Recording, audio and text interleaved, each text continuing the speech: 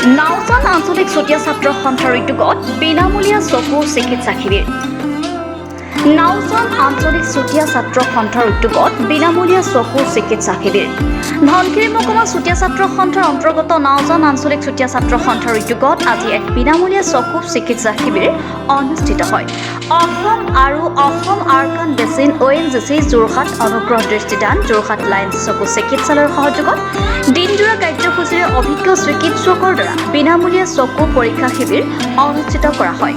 উক্ত বিনামূলীয়া চকু চিকিৎসা শিবিৰত নাওজান অঞ্চলৰ প্ৰায় ৩ শতাধিক ৰাইজে চকু পৰীক্ষা কৰাৰ লগতে চকু পৰীক্ষাত কেটেৰেক্ট থকা সকলক বিনামূলীয়াকৈ চকু অস্ত্ৰোপচাৰ কৰাবৰ বাবে যোৰহাট লায়ন্স চিকিৎসালয়লৈ প্ৰেৰণ কৰে।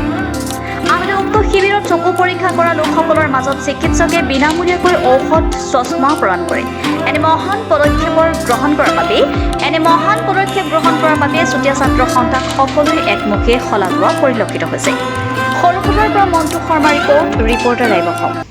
পশ্চিম পঞ্চায়তৰ গৃহতে আমি চকুৰ কাৰণে এক বিশেষ সজাগতা শিবিৰ আয়োজন কৰিছোঁ আৰু এই অনুষ্ঠানটি আয়োজন কৰিছে ONGC যোৰহাট আৰু লায়ন্স চকু চিকিৎসালয় আৰু নাওজান আঞ্চলিক চুতীয়া ছাত্ৰ সন্থাৰ উদ্যোগত অনুষ্ঠানটো আগবঢ়া হৈছে। আৰু আমাৰ ইয়াত বিশেষকৈ ধনশিৰি মহকুমাত বহুতো জ্যেষ্ঠ ব্যক্তিসকলৰ লগতে সৰুৰ পৰা ডাঙৰলৈকে যি চকুৰ সমস্যা হৈ আছে সেই সমস্যা দূৰ কৰিবৰ কাৰণে যি নাওজান আঞ্চলিক চুতীয়া ছাত্ৰ সন্থাই উদ্যোগটো লৈছে এই উদ্যোগটো সকলোৱে সঁহাৰি জনোৱাৰ বাবে সকলোকে ধন্যবাদ জনাইছোঁ আৰু ইয়াৰ দ্বাৰা যাতে সকলো উপকৃত হয় তাৰ বাবে আমি সদায় চেষ্টা কৰোঁ।